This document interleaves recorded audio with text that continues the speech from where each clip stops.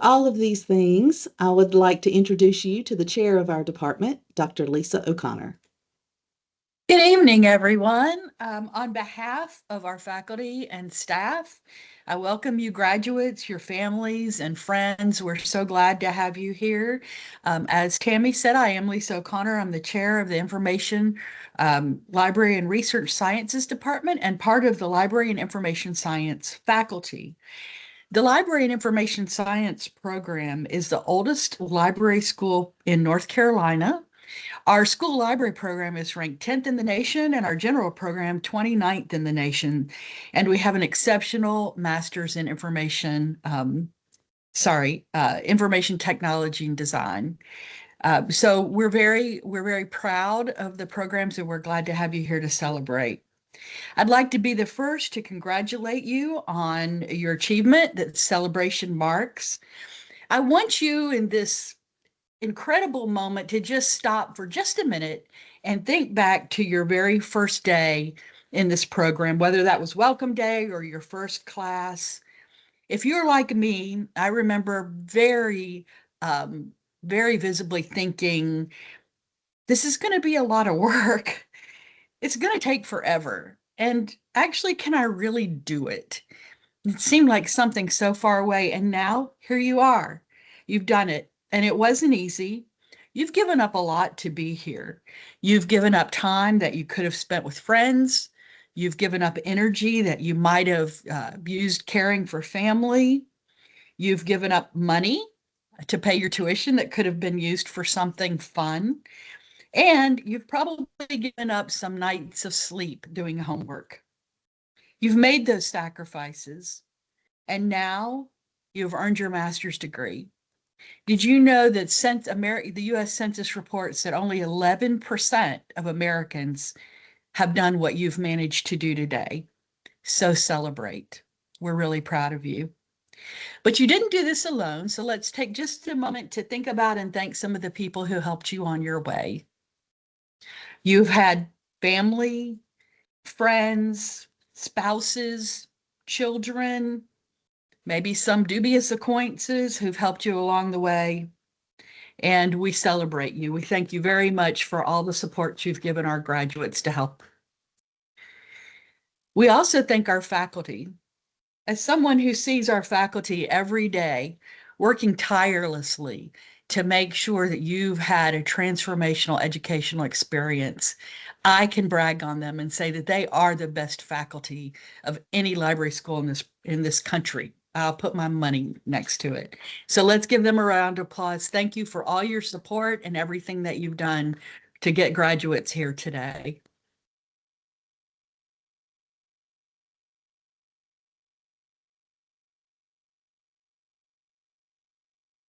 Next slide. So now we'll introduce our guest speakers. Good evening, everyone. My name is Dr. Joanna DePolt. I'm a faculty member of the MLIS program, and it is my distinct pleasure to introduce our first student speaker this evening. So Andressa Donahoe is a Children's Outreach Library Associate at High Point Public Library. She's originally from Brazil, and she brings her heritage into her work through multilingual programming and culturally responsive outreach. She serves more than 26 child care centers and pre-K sites, developing early literacy programs in English, Spanish, and Portuguese to expand equitable access to library services. Her work reflects a commitment to connecting libraries with diverse community patrons. So welcome, Andressa. Hi, everyone. I'm so honored to be here today. My name is Andressa Alves dos Santos in Brazil. I love to say my name from Brazil because it carries so much of my roots. And I am a outreach librarian no more associate, I'm a librarian at High Point Public Library. And I have such a joy to drive the bookmobile around High Point. And we serve all the community. And when I say community, I say all the schools that we have partnerships with. So I have contact with media centers, teachers, pre-K centers, home daycares. So I am always in contact with the teaching environment, this amazing environment that is part of my story.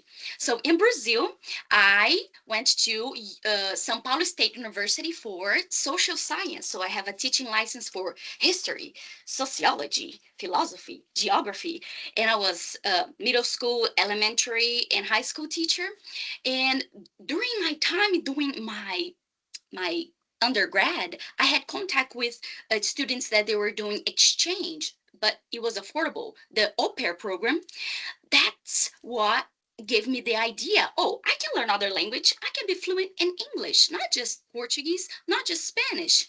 So I came to United States in 2017, and being a nanny for 10 hours a day with a child and doing my credits in some of the community colleges allowed me to have the elements to build myself as a pre-K teacher. So United States, during 7 years, I was a nanny, a cleaner. I know how to clean three-story houses. I know how to do that. That's amazing.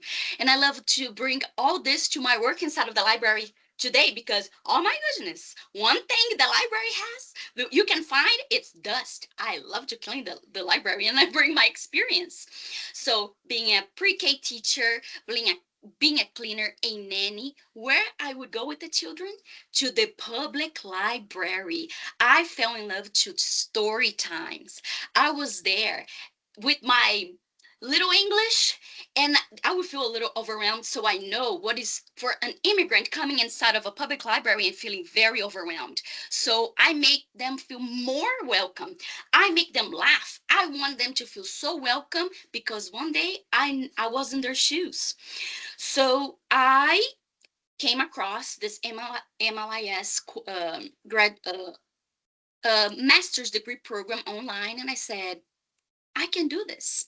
I was accepted in 2023, and that's when I decided to volunteer and start working in public libraries. And I would like to say my gratitude for all my professors because they were the bridge. Here's Andressa as a pre-K teacher, and here is my librarianship. And they did this because I had to learn what is to be a librarian, what is to do programs, what is this. Now you're gonna be here as a librarian, so you need to know how to do a program. You need to know the community that you serve. So you need to be serving according to their needs. So outreach, now being an outreach librarian, I have contact with so much of their needs inside of the schools. So you school librarians, I would like to tell you, when you will be in your work, please contact your public library and collaborate with them. Invite the librarians to come to your media center, to your classroom, because I feel that this support makes difference in their lives, in their daily activities. I also would like to say how important was this MLS program to understand my roots as a samba dancer, my Afro-Brazilian work, my percussion, my different languages, all my skills. I recognize how that it's important for my work inside of the public library because we're talking about representation, belonging. I can talk and connect with people from Latin America doing program in different languages, or when I am inside of a classroom and I speak the same language as that little child and they turn to me, you're speaking the same language as my mommy. Yes, this is representation, is belonging, it's roots. I love what we do, and we are here to serve, so we can collaborate with the schools, and I'm sure we can find a lot of librarians with the same feeling in so many places in the United States. So I would like to say that I'm very grateful for everything that I learned during this master's degree, because my capstone was very the impact was amazing for my outreach. I created what we call caixa de contos, which is story boxes. Everything that I learned about organization, collection, metadata, description, everything that I learned, I was able to organize. And now I have a collection in my outreach um, for everyone can access, where I not just have just things in English. I have all the themes, but I also bring celebrations from other countries. September, we can work any theme, but we can also bring Hispanic Heritage Month. We also can bring Dia de los Muertos when we talk about Halloween and that time of the year. So this is the importance of this collection, to bring diversity to schools with the bookmobile, all the spaces that I go, and I want to see everyone around me understanding the importance of this. So my team at my library, they appreciate, and they all together, we are all a team. And I am sure you, as a media center inside of the library, inside of your school, you can connect with these librarians and enrich your environment and support your school, because we have a mission with this generation. We have a mission. It's bigger than us. It's much bigger than us. And I believe that y'all gonna do an amazing job, and I can feel it. And thank you so much for the opportunity for me to speak and say this comes from my heart. Our mission is amazing.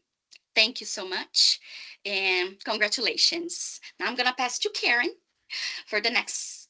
Oh my God, the next. Oh my gosh, the next guest speaker. Thank you. Gotcha. Thank you so much, Andresa, for that You, encouraging, inspirational speech. We appreciate you. I appreciate the work that you're doing in High Point Public. As somebody who grew up in High Point, I would have loved to have had you there when I was living there. you can visit me every Wednesday. Absolutely. Thank I'm you. just down the road. Okay. Well, so my name is Karen Meyer, and I serve as the director of the Teaching Resources Center here at UNCG, as well as teaching in the Library Information Science program. It is my honor tonight to introduce our next student speaker, Heather Gerbis.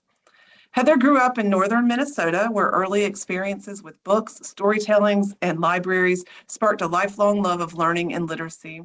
That sense of wonder has guided her throughout more than 25 years in education across 5 states.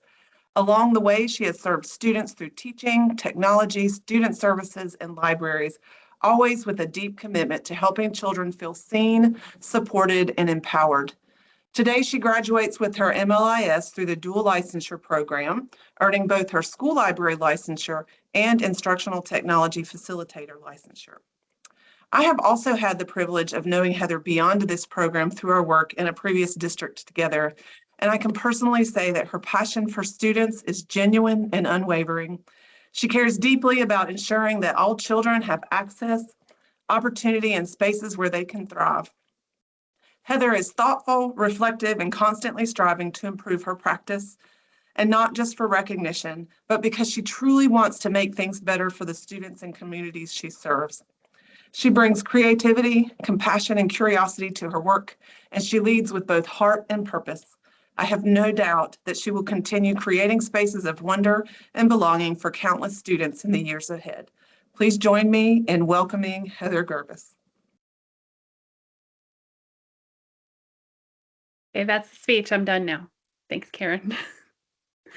Um, let me just start by saying I'm not perfect. I make a lot of mistakes. Karen is very kind. I am passionate, and because I know my passion leads to rambling and my ADHD leads to squirrels, I wrote things down, because if I don't, you're going to hear a lot of things you don't need to hear about how cold it is in Minnesota sometimes. Sorry. I'm going to go ahead and try to turn off the chat for a minute. Thanks, Heather. Because otherwise I will squirrel over there. But I'm going to go ahead and start, if that's okay. To our professors who showed up with us week after week on a screen and somehow managed to challenge us, to encourage us, and to see us fully, even through the crazy glass. Thank you. Thank you so much.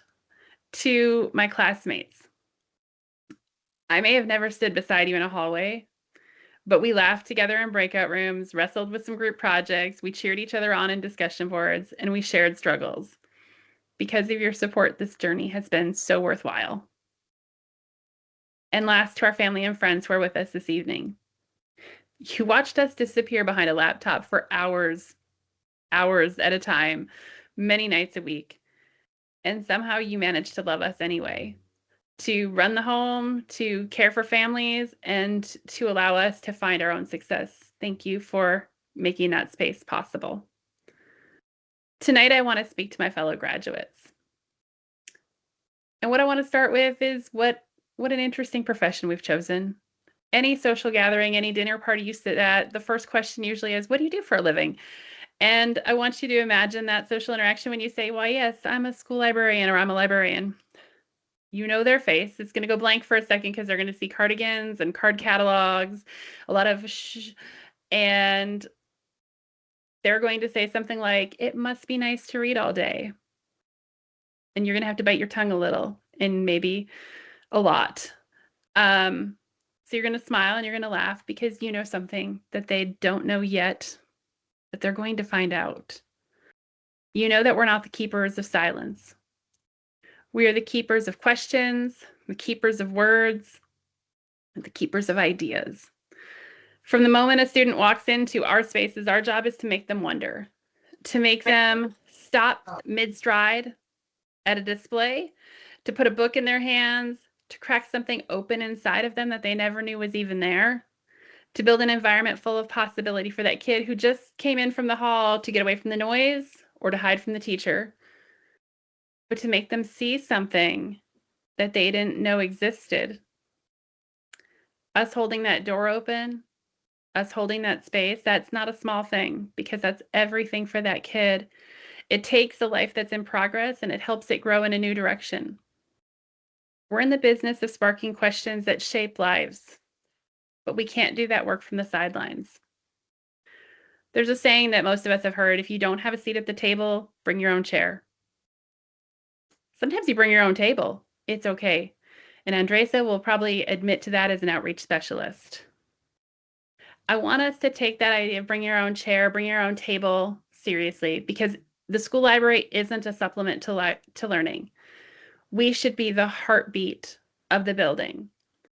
If we're not in the room where the decisions are being made, if we're not in those PLCs, in those leadership meetings, if we're not in the conversation when it comes to curriculum, our heartbeat goes unheard.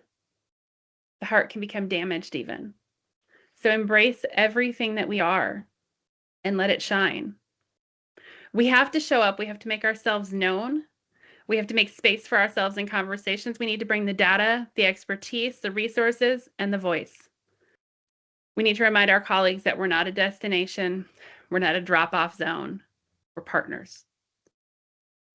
We know every subject. We know every grade. We know every student that comes to us looking for something that they can't find anywhere else.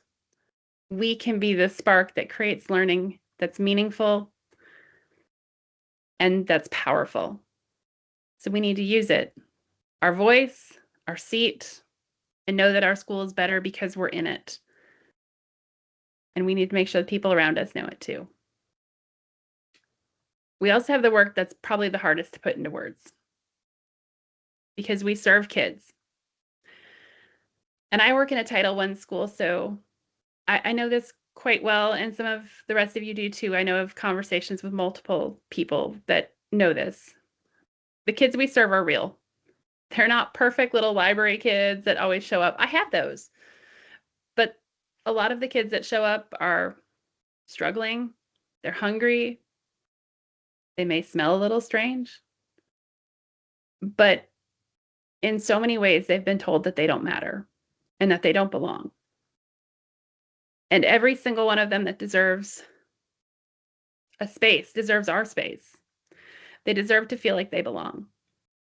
They deserve to walk into the library and know immediately and unmistakably that they're welcome. Make no mistake, this isn't about pity.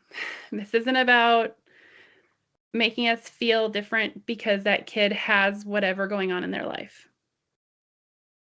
It's about accepting the child who walks through the door as an individual of value and someone we can grow and someone we can change for the better because we set the tone. School librarians, outreach specialists, especially those that work with kids, we set how their lifelong trajectory and relationship with libraries and learning occurs. And sometimes those kids that are the hardest to love that are the most difficult, they're the ones who need to know more than anyone that knowledge isn't an ivy wall. It doesn't get locked down. It's something that's accessible for everyone and accessible for them. And it has to be the idea that none of that is out of reach for them. At the same time, we have to balance that with accountability, because there is something we have to do. But it doesn't mean that accountability can't come with grace, right? Accountability and compassion aren't opposites. They can really work together if we think about it. Students, whether they're 5 or 15, they're still kids. They're still going to make mistakes. But if they learn that it's not about punishment, if they learn that it's about grace and about trust and about being wrapped in love, they become seen, they become welcome, and they become people who respect and collaborate and work with you. I'm going to take a minute and speak directly to this group about our experience and how that translates. We need to say something that doesn't get said often enough.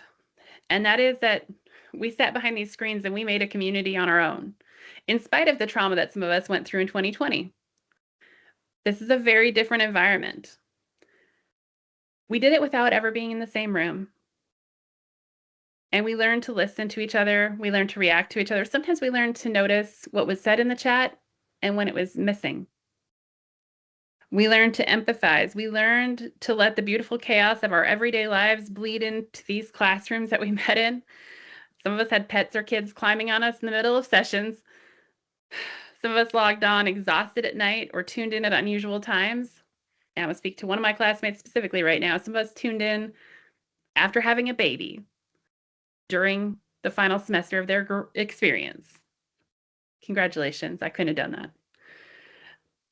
But some of us just worked through everything together to grow in a virtual space in a real way, but we did it because we had each other. And here's what I think that actually teaches us that's profoundly important to our profession. We know from the inside out what it feels like to need connection. We know what it feels like to be a face in a grid and wonder if you belong, to wonder if what you say matters. But we also know what it means when a professor, when a student or a classmate is the kind voice in the breakout room, is the simple comment or emoji that changes the way you felt about yourself that day, that changes the fact that you feel like you actually belong and matter. The empathy that we built, the connection, that's the gift. And I hope it's something we carry into every library that we build. Every student or patron that you work with or will work with in the future, they already know what it means to wonder if they belong, to wonder if they matter. And you know how to answer that question because you've been doing it for the last few years for me and for each other. So in this moment, while we're still in our own spaces, whether it's at home or at work or in a hotel room, maybe you even have your kid or dog on your lap, it's kind of perfect because we never needed to be in the same room or same space to show up for each other. We can carry that outside of these rooms, though. We can carry it into the hallways. We can carry it to the kid who walks in when we give them a book that they might want to read. We can pull up our chairs at the table with colleagues. We can be the librarian who's the emoji walking down the hall that just gives the kid the little thumbs up when they need it. Not much, but it matters. Because the positive things we learned through an online chat and a breakout room lead us to never stop advocating. And I hope that that kid in the back of the room that's waiting to be seen is seen by you. Because the truth is the world needs more wonder. We need more questions. We need more courage. We need more compassion. And as it turns out, we need more librarians just like you and me who are willing to fight to remove the elite labels and let wonder rule the day every day. So congratulations, class of 2026. We've earned those cardigans, put them on proudly. We've earned the card catalogs, the databases, and the charge to go forth and make everyone smile because we're more than a stereotype. I urge you to rock the status quo and maybe the stacks. Don't tell them I said that in Jackson, though. I ask you to make your presence known, and I ask you to empower the next generation to show up, to be seen, and to know that they matter more than we can possibly put into words. So I'm going to leave you with just one emoji. Thank you.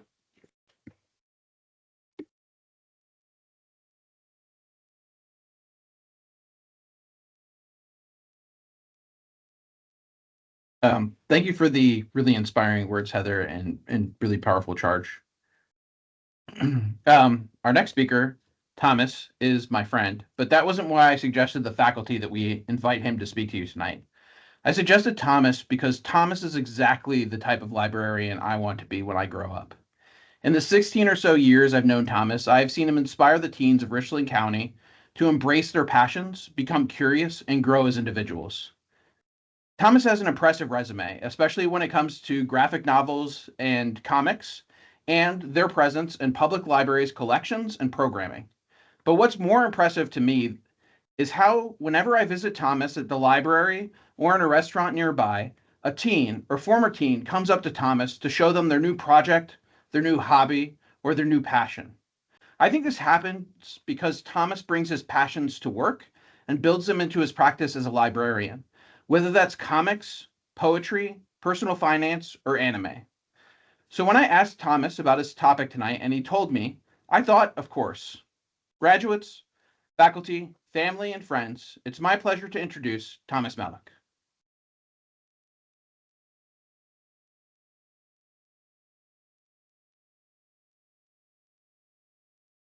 My goodness. I thought it was the students and families who were supposed to cry. That was a beautiful introduction. Thank you. Gosh, and what a pair of acts to follow. Those were some amazing prior speeches there. Let me turn on my 8-minute timer. Y'all got me for 8 minutes. I'm going to make them count. We've all learned about Mr. Ranganathan's 5 laws of library science, the books that are for use, every person their book, every book their reader, saving the time of the reader, and the library as a growing organism. But I am here to talk to you today, graduates. Congratulations. You have learned the lessons. You have studied all of the chapters. You have made your presentations. You've probably read way more books than even you, the entering library science student, thought you would have to read, and made slides about all of them. And now you're coming out the other side, and I am here to tell some tales, some things that I didn't learn in library school, but that doesn't mean that you don't have to. Since we are in teams, I would like to start with a little show of hands. It should be next slide. I think it's next slide. Whoa, go back. Okay. A show of hands to anyone who has already had an amazing professor, an amazing manager, for those of you who already work in libraries, an amazing family member, an amazing friend, an amazing person who was in your corner and supported you, and you can think of them right now. They might even be in the room with you right now. They might even be in the group chat with you right now. I'm seeing a lot of hands go up.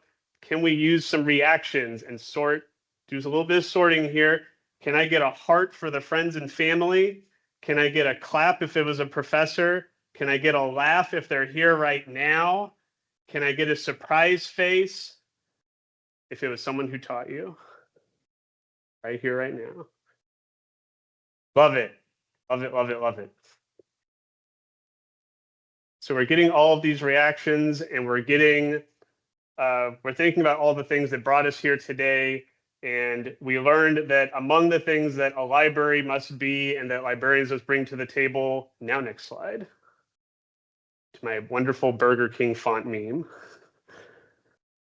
You're going to learn that people want a lot of things from the library, and sometimes it's perhaps too much for one person to be responsible for all of the time. So hold on to this image. It's going to become more relevant with every passing year that you work in the library field, where you should have snacks and coffee and beds and jungle gyms. And why aren't you open after dark? And yeah, we should have a lot of things here at the library. Next slide. And we've done our show of hands. I want to tell you about some lessons that people have taught me that was outside of the things I learned in library school. One came from a career coach. This came several years into my own career as a teen librarian for Richland Library. And he worked with a local community college. He was training up people to help other people find jobs, which, can you believe it? Lots of people need help with that.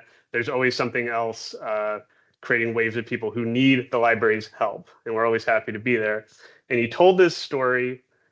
It was about somebody who was struggling to move a heavy load, and he tried everything. He tried to invent his way out of it. He tried to push his way out of it, pull his way out of it, lift his way out of it, and it was just stuck, and nothing was going to happen. And he was telling somebody, and they said, "Have you done everything you can?" And he said, "Yes, I've done every possible thing I could think of." And the person told him, "You haven't done everything you can until you've asked for help." And it's the first story I have here because all of us were just throwing a bunch of emojis out about all of our wonderful professors and managers and friends and classmates and everybody. Just because you made it through the other side and you can move your tassel over in just a few short minutes, it doesn't mean that you cannot then turn around and say, "Hey, I need to ask for help. I see that you've got this specialty and I'm in a tight spot. Can you help me out?" Don't forget these people. I'm also going to add, just as a little bit of shadow to go with all this light, when I went to follow up with Patrick about this quote and the exact story he told about it, I learned that he passed away.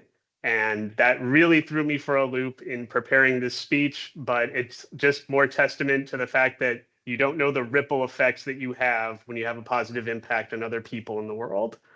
Because here he is, rippling still. Next slide, please. So these next couple of stories, they work as a pair. It's about teens and the impact that you have on members of the public, members of a hospital, members of a company, whatever kind of librarian you become that you are aiming for. Just know how important your work is to them. So Patrick, not Lengel here. There's just two Patricks in this speech. Excuse me for that. But Patrick here, we knew him in the teen center since he was a child. We knew him when he graduated high school, and he actually invited library staff to his high school graduation. It was the sweetest gesture in the world. And he gave this speech in front of all of his family and friends where he said, "I like to think of my life as a game of chess." He's an enormous chess player. He's obsessed with chess. "Where I started out as a pawn with limited moves. The rest of you are the other pieces. And with your help, I can cross the board and become anything I want."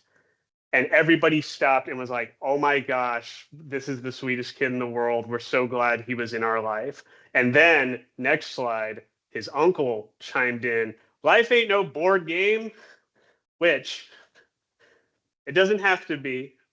We all have those aunts, uncles, grandparents, whomever in our lives to just give us that little tap on the shoulder, like, "Oh, reality check. Hold on. This is too much abstract language." That's fine. It's fine. The thought still counts. So our story that pairs with that will be from a Miss Halima. And this came from a creative writing program that we led at the library. And as part of it, it was very much about empowering the teens, right? It was saying, here are some tools, here's some lessons, and now we'd like to unleash you, show us what you've got, impress one another, collaborate with one another, help each other out on this. With your different prompts. And Halima, who knew us pretty well, and so I'm glad she called us out, she goes, "Hey, you're supposed to show us how it's done." And she had a few other choice words about that. But it was an eye-opening moment of, it's one thing as a library to say, we're participating in the community, we're encouraging learning. Learning is the act of transformation, because once you have learned how to do something, you are the doer of that thing. Your identity has expanded by definition, right? Well, if we, the library, are going to be standing around being so proud of teaching others or being the means by which others are taught, well, we got to show off what we've got too. And so what was a collaborative storytelling activity, I threw myself into it, and they had a lot of fun, getting the librarian in on their stories, and it turned into a really rewarding activity. This next pair of stories is all about the power of belonging and the library as a place that facilitates that belonging. This story here is by Tina. Tina attended our anime club for several years. And then when we had to close down for a brief time, she brought in this letter that we had no idea she was going to be turning in. She just handed it over to me. I'm going to read it out loud, even though I'm closing in on my 8 minutes here. But when I first came to the library, I didn't know what to expect at first. All I could say is that I was nervous the first day I showed up. I was so out of place when I arrived and extremely shy being around others I did not know. But everyone made me comfortable to a point where I relaxed and opened up to everyone there. And she did become a friend to everyone around her. And it was such a fun time. And like I said, to get that letter out of the clear blue sky was like one of the proudest days as a librarian. And it pairs so well with what a more recent friend of our anime club, a teenager named Gabe, said: teens are quieter than you think. Expressing that child, teen, or adult, the people around you who may be quiet, maybe you don't know if you're on the right side of them, you don't know if they're getting all the use out of the library that they could. Teens, people are quieter than you think. And they're noticing things and they're appreciating things. They're appreciating your good work, no matter how much of it comes by you. But let me finish with one final thought from our former executive director, Melanie Huggins, a real smart lip, a real sharp tack, who once in a session of Battle Decks threw out this nugget of wisdom that I couldn't resist sharing. Even if you didn't get anything else done, at least make sure you eat lunch. Take care of yourselves. Congratulations. You've all done a bunch of wonderful work, and see you on the other side.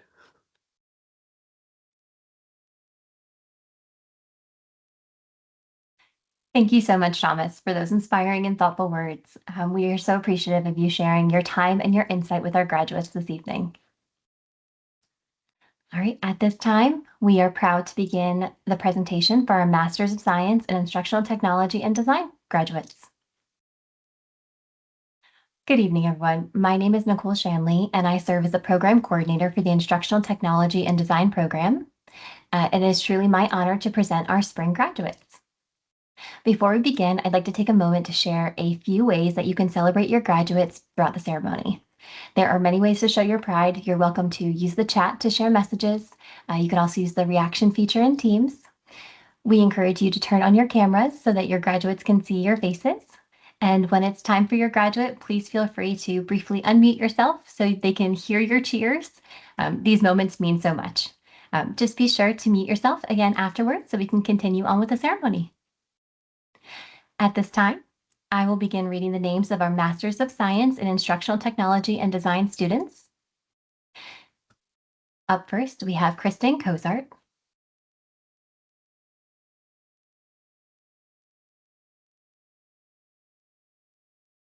Courtney Hodges Purvis.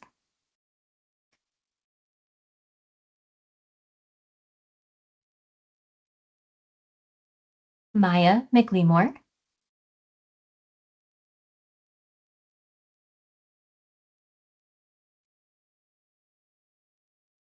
Kamaria Pinson.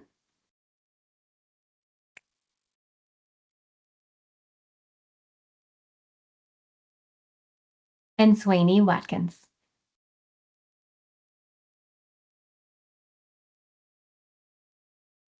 We would also like to take a moment to recognize our Instructional Design Certificate recipients. Many of our MLIS students have also completed the certificate, and you will see this reflected throughout the ceremony by a badge displayed on their slide. Rebecca Alberti, Blake Lee, Shay Bracewell, Margaret Sullivan Brannon, Monique Coakley, Tangi Key, Faith Richmond, and Ryan Smiley. Congratulations again to all of our graduates and certificate recipients. We are also incredibly proud of you for all that you've accomplished. At this time, I will turn things over to Dr. Heather Moorfield-Lang for the presentation of our MLIS graduates. Hello, everyone. Thank you so much, Nicole, and congratulations to our MSITD graduates and licensure students. My name is Heather Moorfield-Lang. I'm an associate professor here at the Department of Information, Library, and Research Sciences. I've worked with a wide range of students, and I'm so excited to celebrate and share in your graduation day. So here are MLIS graduates. First up, we have Giselle Aldridge.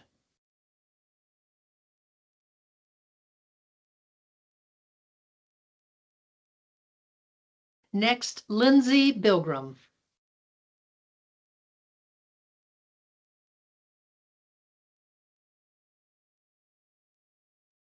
Blake Lee.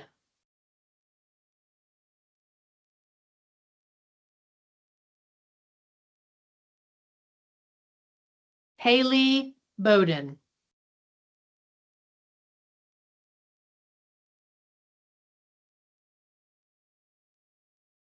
Jacob Brown.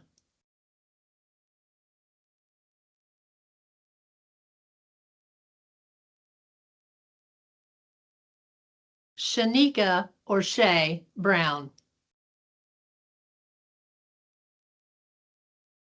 And don't be shy. You can unmute and cheer and whoop. And I pause after each name. Sylvia Cohen. Go, Sylvia!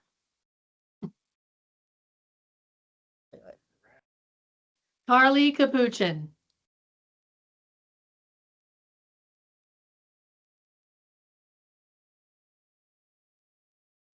Allison Caballo. Yay, Allison! Woo!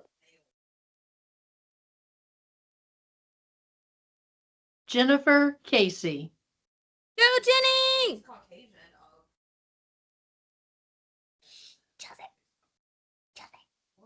Mackenzie Cash. Woo!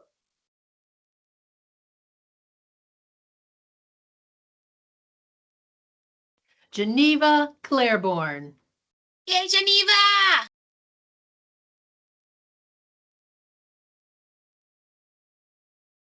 Kristen Dietner.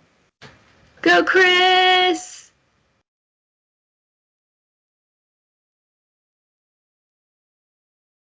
Andressa Donahoe.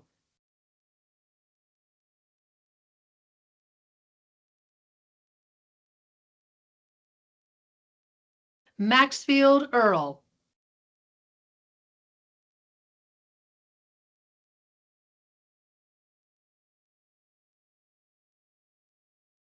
Hugh L. Amin.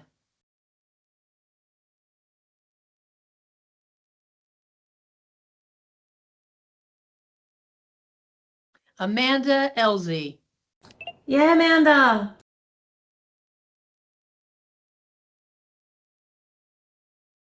Glory Fox.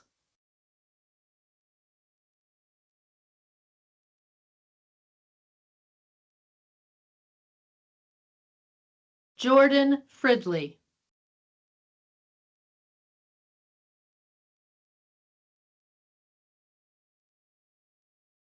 Heather Gerbis.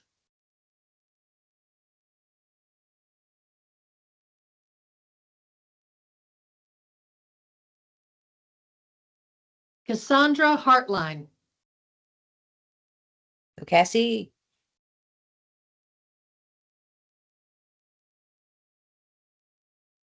Jacqueline Helgens.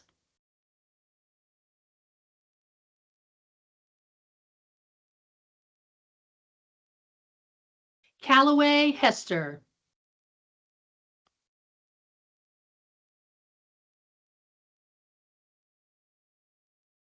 Bethany Howe. Go, Bethany!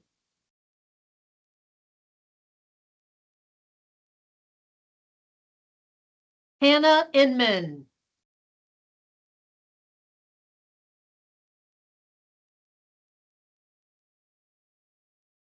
Ty Isaacson.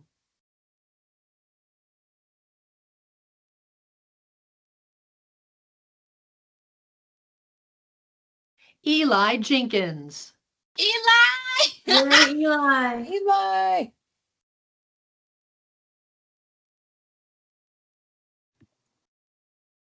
Caroline Kennedy.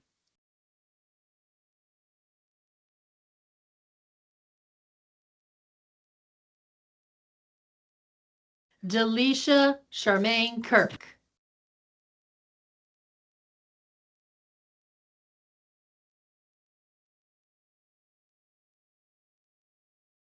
Jenna Klein.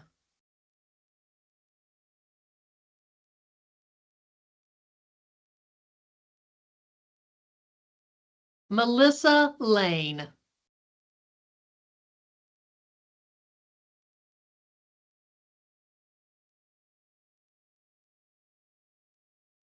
Lauren Lavalle.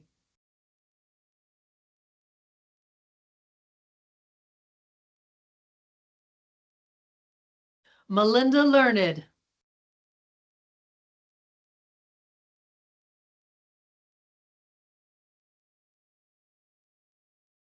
Scotia Ford.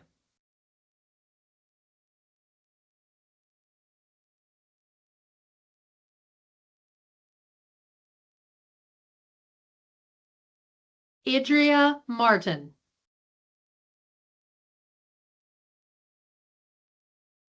Pardon, Adrea Martin. Catherine Mazer.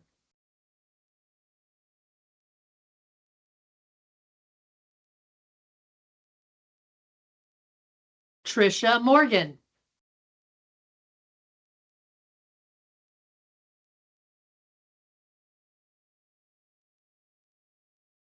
Aurora Norton.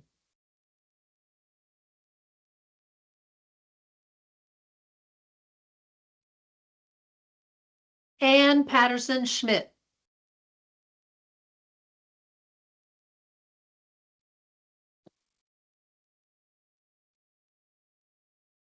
Maria Perriman.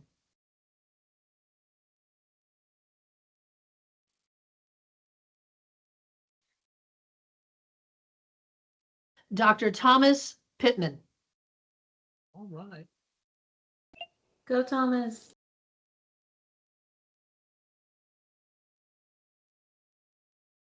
Callie Plemons.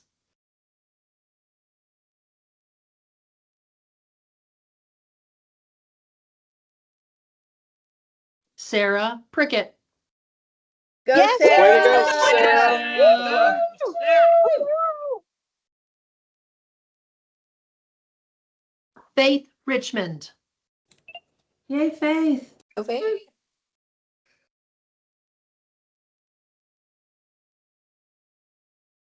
Andrew Simo.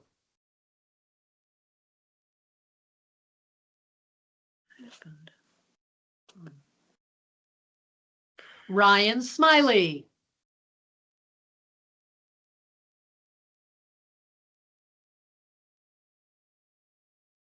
Lauren Smith.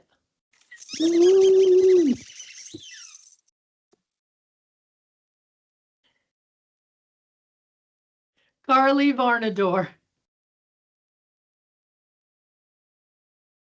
Sorry, the squeaky toy made me laugh. Anne Marie Walker.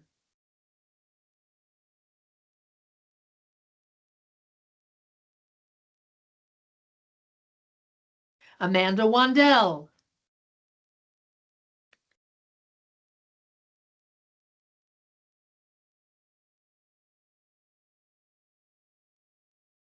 Anne Wolfson.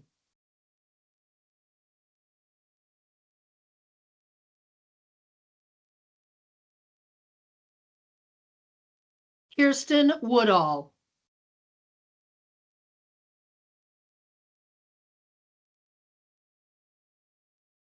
Chantal Woodard. Yay, Chantal.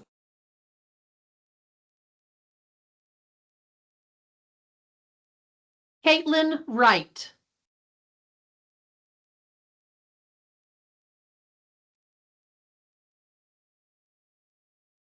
Meredith Zeller. Go, Meredith.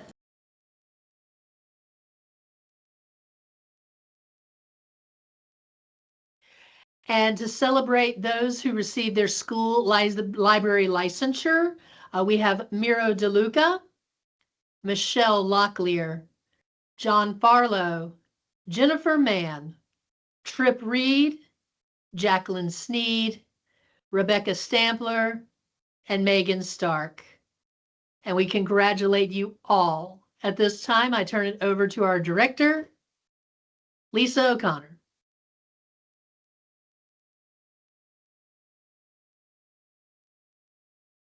Thank you. I appreciate that. I want to acknowledge that you're all entering these fields at very challenging times.